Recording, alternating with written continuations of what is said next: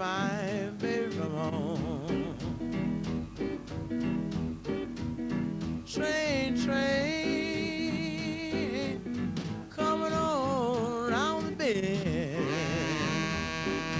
Sam Phillips was born in 1923 in a small agricultural community in the Muscle Shoals area of the Tennessee River. My daddy's first job off of the farm was flagging. He wanted to be a part of nature, and the only consolation that he felt about being down here was this Tennessee River.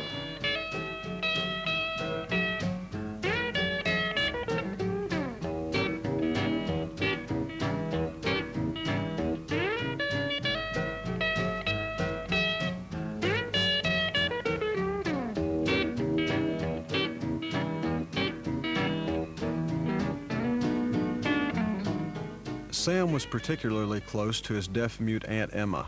To communicate with her, he learned how to sign, but the cruelty of her exclusion from the world of sound was never lost on him. And I was in love with sound and in love with radio. This is WSM in Nashville, presenting our Grand Ole Opry. Country music from the Grand Ole Opry and America's greatest folk entertainment. Time, neighbors. Listen for this sound. Radio took me away. It took my mind and it traveled for me.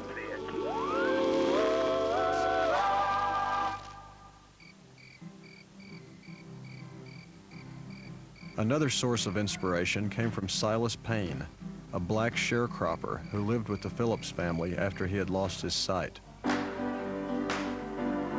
He didn't try to teach me Sunday school. He just taught me how to live and how to be happy, and no matter what came along, even when you're feeling bad, you're feeling good.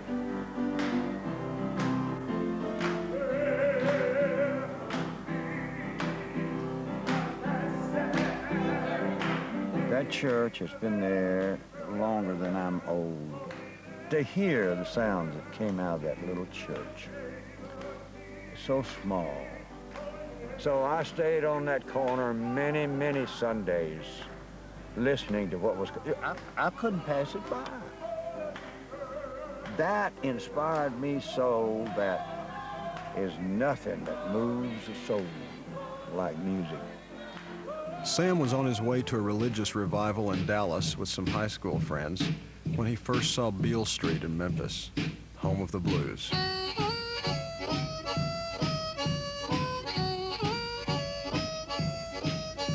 Well, I'd heard about Beale Street all my life. Going down Beale Street at 5 o'clock in the morning, Broadway never looked that busy. You had somebody on practically every corner strumming a guitar or playing a lard can with a broomstick and a string. I had the perception, it was kind of like being in a religious meeting, that you really are digging what that preacher is laying down, you know?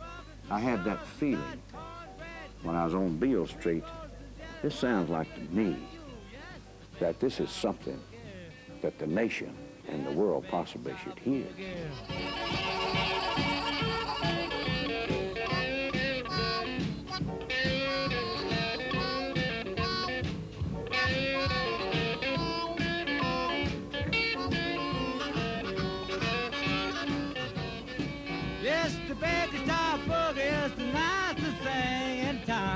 By the mid-1940s, Phillips had a family and a radio career when an offer came for a job in the city he'd always dreamt about. Memphis. It is situated on a bluff that is never flooded, and its early growth was due largely to its being a river port for shipping cotton. Memphis represented something wonderful. Memphis was the world to him. Sam got the kind of radio job he had always hoped for at station WREC, housed in the city's most luxurious hotel. His tasks included announcing, engineering, and supervising the nightly big band broadcast from the rooftop ballroom. Hello, everybody, from the famous skyway overlooking Old Man River, high atop Hotel Peabody in downtown Memphis, Tennessee, and to the facilities of WRBC, Columbia. I was fascinated by doing what I was doing with the big bands, but I had heard the innate rhythms of Beale Street. I mean, the blues, the blues, the blues, the blues. And sometimes the blues are so good, it's hard to pick out what you like best of the same song. I just got to open me a little studio. I know I can build it with my own damn hands. I don't have any money, but I can build it with my own hands. And I can get by on less than anybody with my equipment because I can make it do more. I've got to have it. Phillips found an empty storefront in a jumble of auto shops. It was located at 706 Union Avenue. In January of 1950, the Memphis Recording Service opened for business.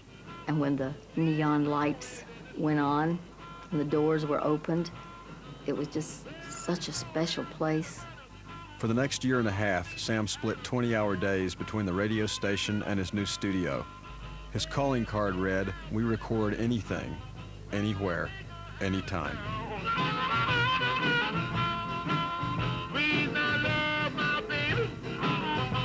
Riley King was a singing disc jockey on Memphis's WDIA, the first all-black radio station in the country. Sam recorded him under his radio name, B.B. King, and licensed the tracks to the West Coast RPM label. But that was really something to see this guy's picture with the name B.B. King stapled on telegram posters and things all over Mississippi. So he said, well, man, this guy in Memphis has a studio where I record. And sure enough, man, Monday Sam Phillips called. He wanted to know how soon could we come up. I told him, anytime, right now. Ike and his band got their idea for a song from a game they played on their drive up from Mississippi. We would bet on which car would we see the most, you know, like maybe you would pick Ford. I know somebody in the car say, hey, well, I would bet what we would see the less of. Somebody said Oldsmobile. Wow! Is that the Rocket 88? Right again, Mr. Moon. Oh, the going's great in the 88. It's a driver's dream come true. Yeah, this is something I haven't played in a long time.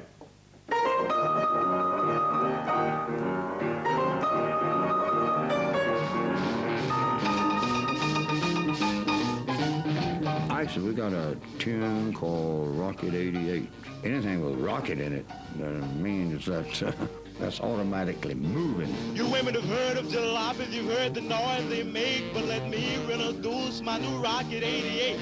Yes, it's straight, just one way.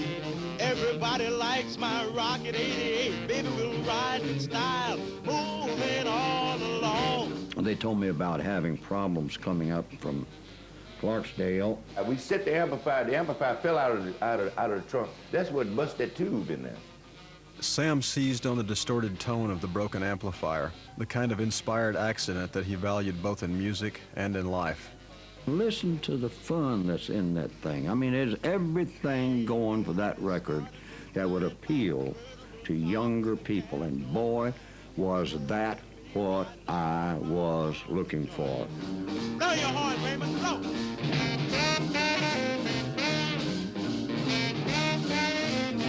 With its unique combination of sound, feel, and subject matter, Rocket 88 is widely regarded as the first rock and roll record. Many more hits were to follow, but not before Sam Phillips would be forced by business pressures to do something he had sworn he would never do: start his own record label.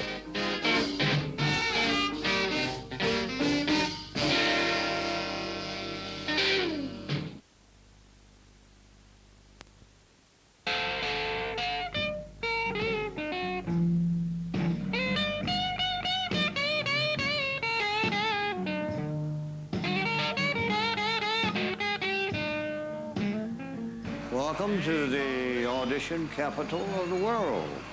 Before. And it's open.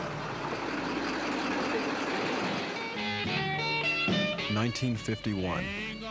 Memphis's new recording studio, its only studio, was one of the few places in the South dedicated to the recording of Negro talent. I never had a desk. My desk was working, walking, behind that control board, up here on the phone, the distributor, disc jockeys, whatever was necessary. Well, like raising a good kind. I wanted to get as much of an intimate sound as I could get, as much of a raw sound as I could get. I always felt like I had to leave enough liveness in a studio to where it sounded real, R-E-A-L. Once his own record had hit, Ike Turner became Phillips' unofficial talent scout, scouring the Mississippi Delta for acts. And I would go to the pool hall and ask them was there any singers around, and they would tell me who they knew, and then I would go to the church. Ike Turner helped lead Sam to a blues singer with an inscrutable manner and a ferocious talent. The 41-year-old had never been recorded before. Born Chester Arthur Burnett, from his youth, he had gone by the name of Howlin' Wolf. If you see me running, I'll come freaking by. You better run, boy. If you see me running, I'll come freaking by. Hell, I wouldn't even let anybody but the Howlin' Wolf at that time maybe have a half a pint of wine, and that was about it. I knew if I didn't let him have it, he was going to have it anyway. A half pint of wine with a wolf as big as he was, I didn't really think that was much more than giving a baby a half a teaspoon of Castoria.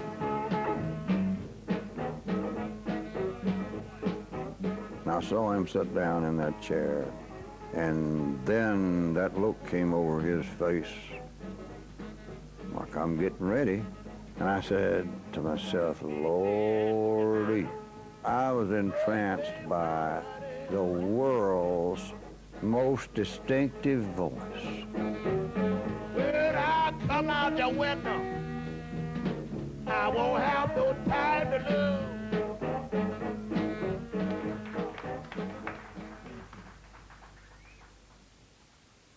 Honey, let's get high. We're gonna have a real good time. Honey, let's get high. Almost every minute Sam wasn't at his radio job, he spent in the studio. The procession of talent included one-man band Joe Hill Lewis, harmonica virtuoso Walter Horton, and a 17-year-old amateur contest winner named Roscoe Gordon. Down in Memphis, down in Memphis. Sam, you know, he coined the phrase, said nobody gonna play your music. Said, and I don't know what it is. Said, it's not the blues, it's not pop, it's not rock. So we're gonna call it Roscoe's Rhythm. That's what he called it, Roscoe's Rhythm. People, he owned his job. He knew he was recording, black people, and they knew he had a recording studio, and they would say, well, Sam, you smell okay tonight, so I guess you hadn't been, recording any of those niggers. And that was, like, real scary to me. That kind of blatant racism and the pressure of holding down two jobs took its toll. You know, he just kept his mind full all the time, and it was hard for him to sleep. He said he couldn't turn his mind off at night. And when it got so much that I couldn't handle it all, and I did have really a nervous breakdown, I just what it was in the middle of '51. It was the second one I'd had. Sheer exhaustion. Phillips was hospitalized for several weeks, receiving 8 electroshock treatments. But when it came that I had to give up that job that I'd worked all my life to get, or close down my little Memphis recording service, I had to make a choice. The choice was clear. Sam threw himself into his work at the Memphis recording service. His only helper was fellow WREC announcer Marion Keisker. In those days, the Memphis recording service was open to the public for anyone to come in and make a record of any kind at $3 one side, $4 two sides. She was kind of like an old maid school teacher. Very firm and very businesslike. She was madly in love with him. For years, independent record labels had stolen each other's acts, and it was not unheard of for an artist to record the same song for 2 different companies. As a studio owner without his own label, Phillips sold most of his recordings to RPM Records, but in 1951 he switched allegiance to the Chess label. But I tell you why I recorded for 2 different labels. I didn't know any better. The only thing I know is they pay me to do it, so that's all the money I received already. I'm only going to get the front money, so anyway, so I was recording for anybody. It didn't make no difference. And as soon as we would cut that song for Leonard Chess, as soon as he leave, the Harry brothers would come in and we would give him another $25 and we would cut the same song and put it out. You know, we didn't care anything about contracts in those days, you know. When Roscoe Gordon's Booted became a hit for both labels, a lawsuit ensued. In the aftermath of the dispute, Howlin' Wolf moved to Chicago and Chess Records. Roscoe Gordon went to RPM, and Sam Phillips started his own label. I think he was looking for the person that nobody heard, looking for the person that nobody could hear, looking for the poor people that didn't have an opportunity to be heard. I mean, he was looking for those kind of people, and I think he really thought in his vision that they could make a difference. He never recorded for Sun anyone who had ever recorded on any other label. And the secret of it was to get the people so relaxed and so spontaneous that they would do what they really felt.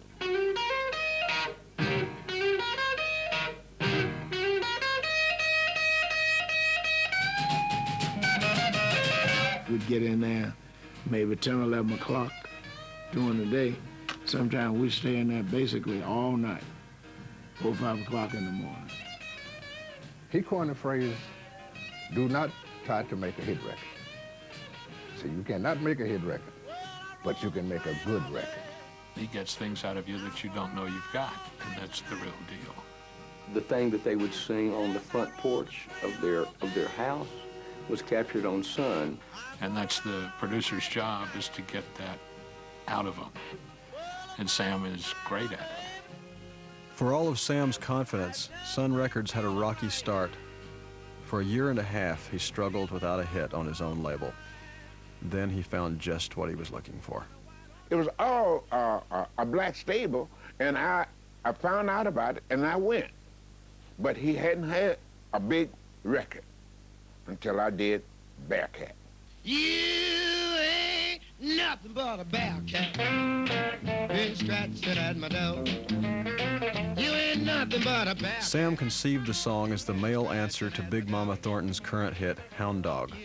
And that started the ball rolling for Sam Phillips. The song reached number 3 on the rhythm and blues charts and led to a lawsuit for borrowing too heavily from its source. But it marked a beginning for Sun and for Thomas, a personality on WDIA known as the mother station of the Negroes. In an era of such strict social division that even the airwaves were segregated, WDIA was the voice of the black community during the daylight hours. But when it signed off the air at night, a different voice took over. Oh, yes, sir, good people. So Phillips, let's bring the hottest cotton-picking thing in the country, Red Hot Blue, coming through WHBQ and Hotel Chisco on the magazine floor. Is that right, Diz? Oh, yes, sir, good people, the hottest thing in the country. Dewey Phillips' nightly radio show unified Memphis, black and white, in a way that no formal institution could. Although unrelated to Sam Phillips, Dewey was a kindred soul.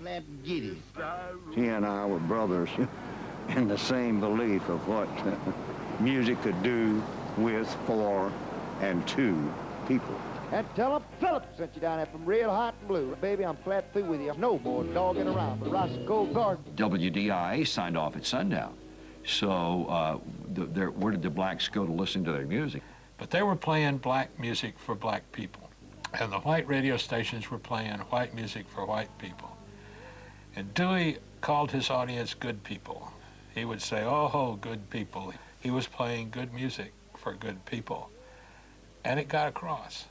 He was not a trained radio announcer, couldn't read a commercial. He had to ad-lib all of his spots.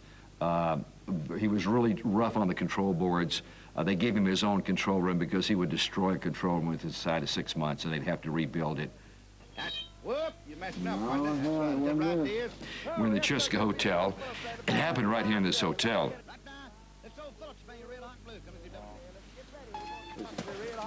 No, I wasn't listening either. Ah, P-Picker. This is Dewey's control room right here. What do you call Sam? Oh, I gotta call Sam in a minute, Dave. Wasn't that one. It's not this one. Now, where in the hell is it? Lordy, Lord, I'll tell you right now, friends, I'm as nervous as a cottage and frog on a freeway with his hopper busted. I'm in bad shape. I mean, we way uptown is about as far as you can get. I mean, at a flat giddy. These were good studios, really good. This is where Dewey worked. These are not too bad. Oh, yes, sir. Here it is. Right here. Here it is, right here. He would sit right here, had a console table here. It sure was a good program. Tennessee, and it's Friday night, tomorrow's payday and birthday. That's a good deal. Yes, sir, the first... When he got off the air, there was something about Dewey that kind of left him a little bit because of the actual feeling of the spirituality that he put into his program. Dewey's overwhelming success across all barriers of race and class signaled to Sam Phillips that the vision he had nurtured from childhood was at last within reach. No, that's it. Yeah, that's it, Elvis. And tell him Phillips sent you down there from real high.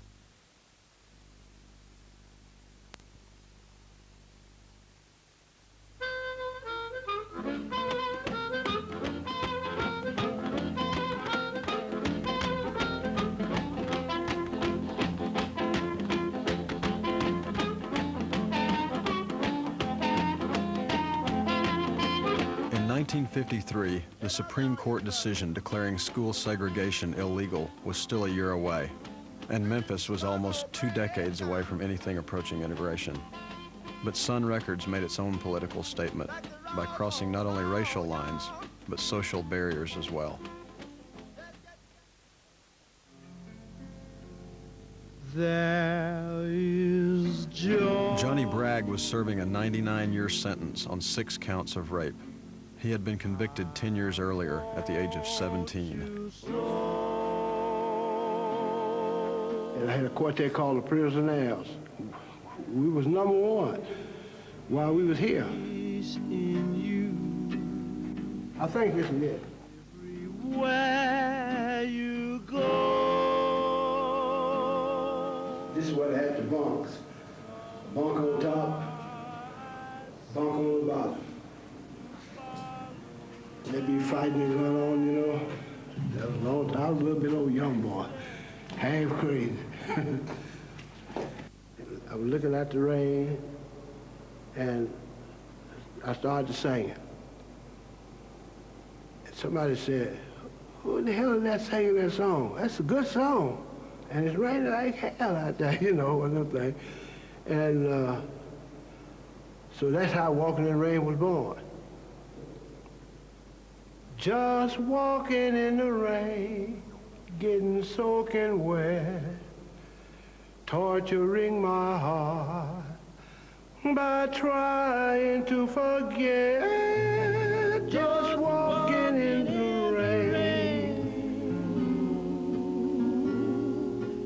so long. I call myself singing. I'm not gonna say I was singing, I tried to sing. But everybody talking about how sweet my voice was and stuff like that. Because you got the voice. You can sing your way out of here. I said, yeah, I know. You know, ain't no way you can sing your way out of here.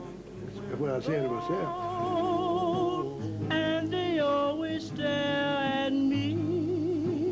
Phillips persuaded Tennessee Governor Frank Clement and Warden James Edwards to allow 5 long-term prisoners to record with him.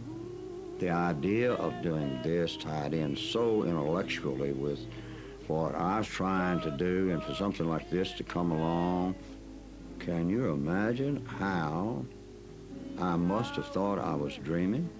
The initial recording session was set for June 1st, 1953. At Sam's expense, the group was driven under armed guard to the Sun studio in Memphis. As soon as I heard them sing, then the devastation came to me. Ooh, wow. I can't miss getting something extraordinary here.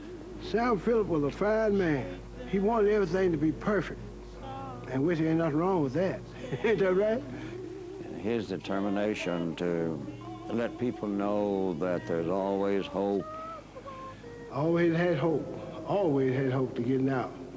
You know why? I was answer. Knowing things have changed, somehow I can forget.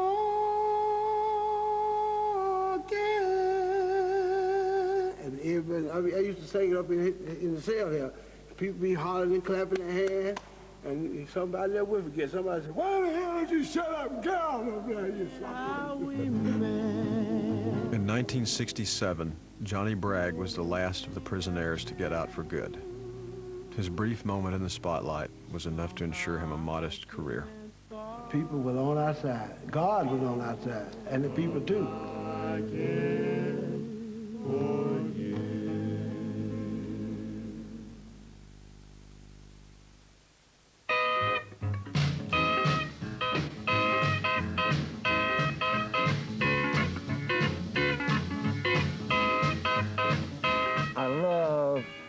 Perfect imperfection, and I really do, and that's not just some cute saying, that's a fact. I had a phone ring right in the middle of the best cut of a Junior Parker record. Guess what? It's on the market. You think I was going to throw that cut away for one of them good ones that didn't have a telephone ringing in the middle of it? No. Business never got so good that Sam could give up his custom recording service where people paid to hear the sound of their own voice. One such individual was a recent high school graduate whose eye had most likely been caught by a newspaper article about the prisonaires. He showed up in the summer of 1953, claiming he wanted to make a record for his mother's birthday. If you find your sweetheart in the arms of a friend. Basically, he had a beautiful voice. In fact, too beautiful, in my opinion, as to the course that I wanted to take with any white person. Sam had told Marion many times that the only way to get the music to a broader audience was to find a white boy with a Negro sound, and more important, the Negro feel. I asked him for his address and telephone number and where I could get in touch with him. And I wrote across it, Elvis Presley, good ballad singer, save. Elvis stopped by the Sun studio frequently over the next 6 months and even recorded a second acetate in January. But it would be nearly a year before Sam called him back, and then not before he had met a soft-spoken guitarist named Scotty Moore. We were sitting here in this restaurant drinking coffee. Marion, his secretary, was having coffee with us one day, and we were chit-chatting around this, and she asked, Sam said, well, what about that kid who was in here about a year ago that recorded the acetate for his mother's birthday? A songwriter would send in a dub, and we'd talk about who do we have to do this, and I would always say, how about the boy with the sideburns, you know? Oh, well, my actual feeling about Elvis was from the beginning that it wasn't going to be easy to do what we wanted to do, and yet all of the ingredients were there. At Sam's direction, Scotty arranged an informal studio audition for the following night with his bassist, Bill Black. They spent much of the evening going through snatches of various songs. Sam was in the studio putting on a new tape or taking them off the tape machine or something, and the door was open. Elvis started just banging on his guitar, singing "That's All Right, Mama," and just beating a fire at his guitar, just letting off steam, nervous energy. Well, that's all right, Mama. That's all right for you. That's all right, Mama. Just any way you do it, that's all right. That's all right. That's all right, Mama. Any way you do. Well, Belief in something that's somewhat out of the ordinary. There is just no better place to explore than that. And that's what I had right in the palm of my hand. That's all right, Mama, any way you do. He came home and he announced to his family that he had just cut a hit record. Dewey Phillips had played it the night before on his show, and he played it several times. And everybody in town was talking about it. It was just an instant smash in Memphis. I said, you mean Elvis has got a record out? He said, yeah. I said, Sam brought it up last night. I played it 7 times. Man, he's got a smash. We were after a black man who would translate to the white audience. And Sam had a bigger vision. He was looking for a white man. And of course, that's what Elvis did. He made them the gift of black music. That was the time and that was the place. I know that Elvis could not have walked into any other recording studio in the United States and have had that experience. It stands to me as absolutely the point at which our society was ready to change.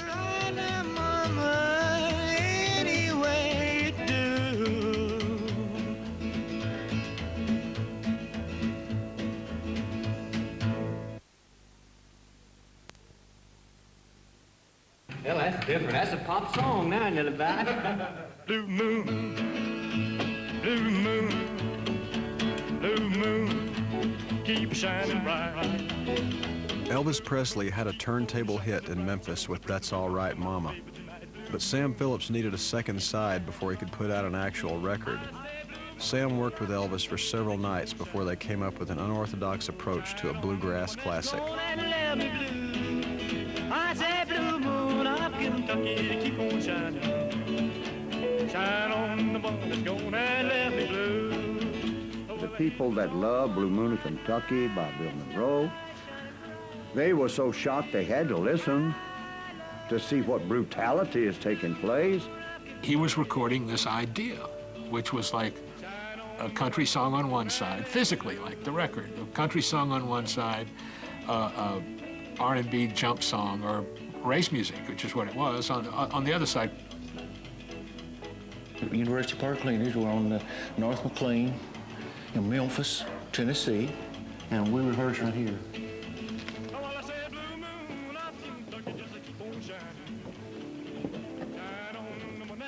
We were upstairs, what used to be a fur department and a hat department.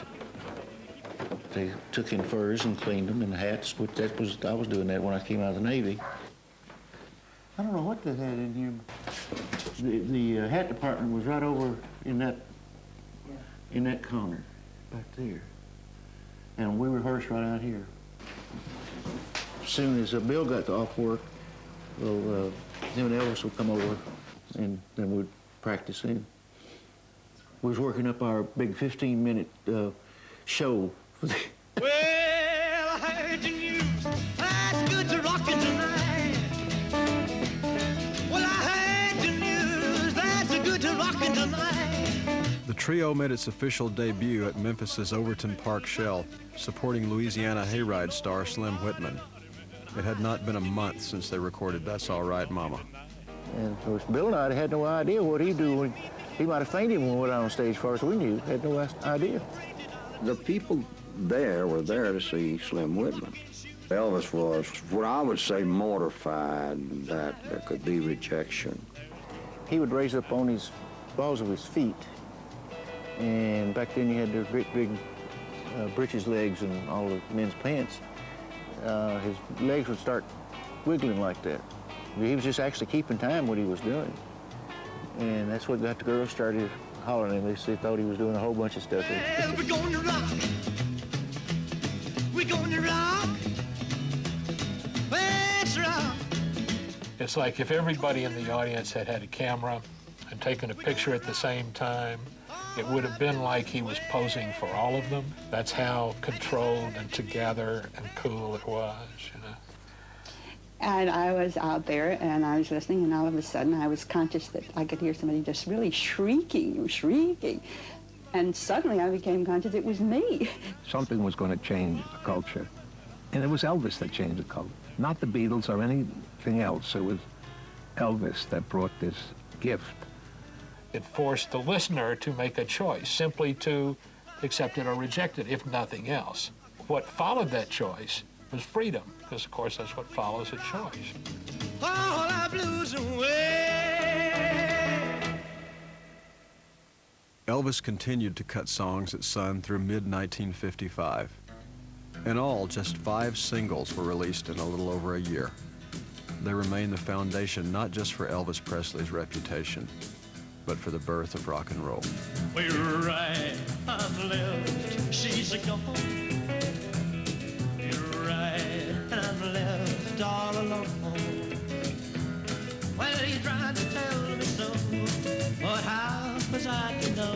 Country jocks wouldn't thought it was R&B stuff, and R&B jocks thought it was just the opposite, thought it was country. And he never sounded black to me, though. They talked about him terribly, and they treated him terribly, you know? But he stuck to what he felt. Now, a lot of people say he stole. I don't buy that. In all honesty, I really don't buy that. I think this music thing belongs to whoever feels it. Nobody could act like he acted and didn't enjoy what he was doing. There were certain guardians of the culture came to New York in groups to persuade Billboard not to put Elvis Presley's music in the charts because this was the kind of music best described by a Southern expletive that we don't use in polite company. Even with Elvis Presley on his roster, Phillips faced the hard realities of running an independent record company. The discrepancy between accounts payable and accounts receivable only grew. Phillips made a decision. For Sun Records to survive as an independent operation, he would have to focus on the flood of young, raw, white talent that was now flocking to his door. Sam discarded all the black. Wasn't nobody black around. I don't think the wall in there was black. And he just discarded all of us. No more. You can't blame Sam for that. I mean, here's a white boy that came along that sound like and act like a black guy. They wanted what black artists were doing. They wanted to see the wiggling and the trembling and shaking and what have you, but you didn't have another white artist that had nerve enough to do that. So Elvis did. Sam Phillips' success with Elvis served as a magnet for aspiring hillbilly singers. Like the black artists before them, almost everyone had grown up picking cotton and attending a Pentecostal church. Among the first to arrive at Sun's doorstep was a 22-year-old one-time sharecropper from Jackson, Tennessee. When you're all alone and blue, and the world looks down on you, turn around, I'll be following you. There's a 1954 Coupe de Ville Cadillac. A man got out dressed just like the car.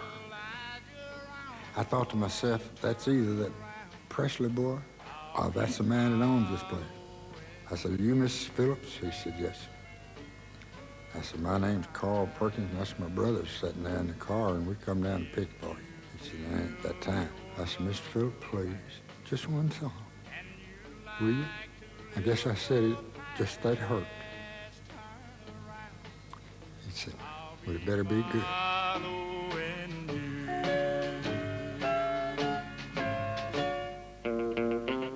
Soon to follow was a 23-year-old Air Force veteran who wanted to make a gospel record.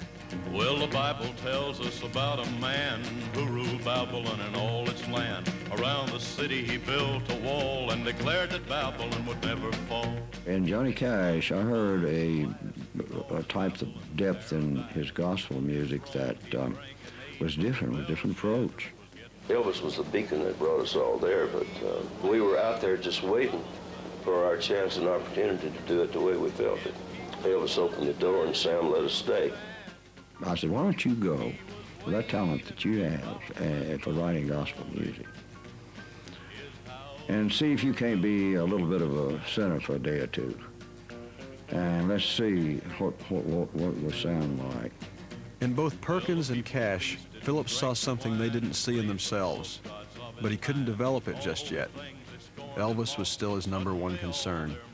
and he had a new business venture. This is WHER Radio, America's first all-girl radio station, Memphis, Tennessee. We went on the air in 1955. The nation's first all-girl station. You talking about a crazy man, you're looking at one. I mean...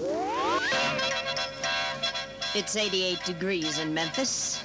Sam had dreams of a radio station from the very earliest time. Our slogan was WHER 1,000 beautiful watts. Sam's original idea had been to start a 24-hour all-Negro station. When the FCC turned down his application, he came up with WHER. It gave women a chance to be in radio and have broadcasting careers, probably women that never would have gotten started. I wanted women on the air because I had heard Becky and she was so unusually good. I knew that other people could be equally that good given the opportunity. With a complete weather forecast for Memphis and vicinity right after this. By this time, promoter extraordinaire Colonel Tom Parker had taken over the management of Elvis Presley. He spread the rumor that Presley's Sun contract was for sale and even entered into negotiations without so much as a go-ahead from Sam Phillips. I said, Tom, why are you putting out these tales? Well, I don't know about it, but are you interested in selling him? I said, enough money. Might be, if it's okay with Elvis Presley. Phillips named a sum that he thought RCA would never pay, $35,000. That was $10,000 more than Columbia had paid for pop star Frankie Lane just a few years before. To everyone's surprise, RCA agreed. Elvis's last single was his pinnacle at Sun, a cover of Little Junior Parker's Mystery Train. Train I ride, 16 coaches long. Train I ride, 16 coaches long.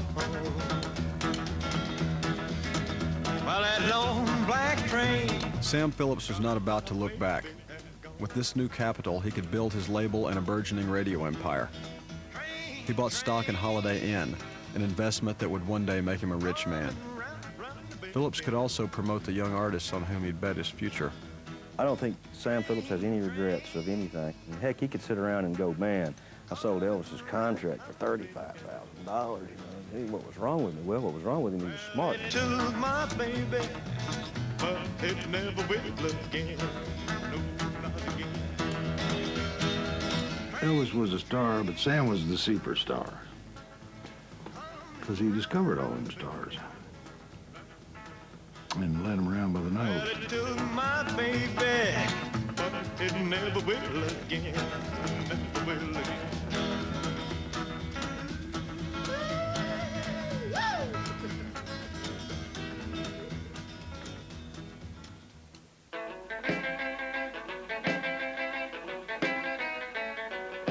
And the story of Sam Phillips continues tomorrow at the same time here on the Biography channel. And I rock over Spain.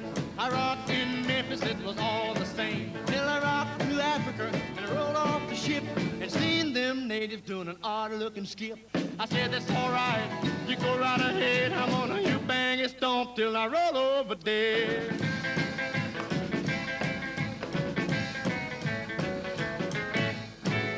50